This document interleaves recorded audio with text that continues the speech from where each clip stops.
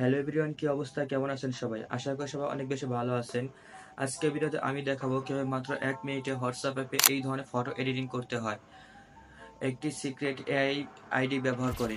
যেখানে চ্যাটজিপিটি দিয়ে একই কাজ করতে সময় লাগতেছে ৫ থেকে ৭ মিনিট। তার উপর এখন ফটো এডিটিং করতে গেলেই দেখা যাচ্ছে পেইড সাবস্ক্রিপশনের ঝামেলা। কিন্তু এখন আমি আপনাদেরকে দেখাবো একটি সহজ উপায়, যেটা একদম ফ্রি। তাই ভিডিওটি কেউ মিস করবেন না। আর ভিডিওর শেষে আমি বলে দেবো কিভাবে আপনি সেই সিক্রেট এআই আইডিটি পাবেন, যেখান থেকে আপনি চ্যাটজিপিটি থেকে ভালো ফটো এডিটিং করতে পারবেন।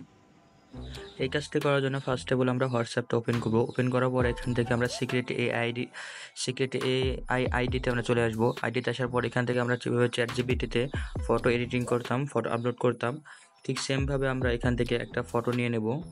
তো এখান থেকে আমি ফটো নিয়ে নিতেছি।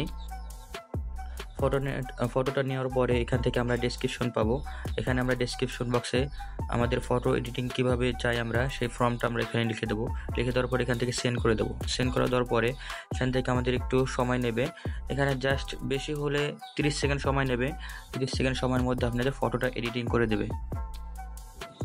তো দেখতে দেখতে আমাদের ফটোটা এডিটিং করে দিয়েছে।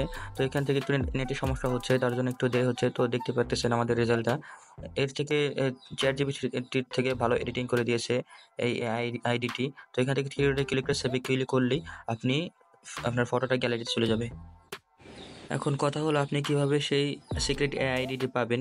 এর জন্য আপনি আপনার ফ্রেন্ডের একটা আইডিতে চলে যাবেন। যাওয়ার পরে এখান থেকে এই সিক্রেট কোডটি আপনি এখানে সেন্ড করে দেবেন। সেন্ড করে দেওয়ার পরে এখান থেকে এরকম একটা ইন্টারফেস শো করবে। এখান থেকে উপরে ১ নম্বরে ক্লিক করবেন। ১ নম্বরে যে লেখাটা আছে ওখানে ক্লিক করার পরে আপনার এরকম একটা ইন্টারফেস শো করবে। তো তারপরে এখান থেকে আপনারা তো দেখলেনই কীভাবে ফটো এডিটিং করতে হয়।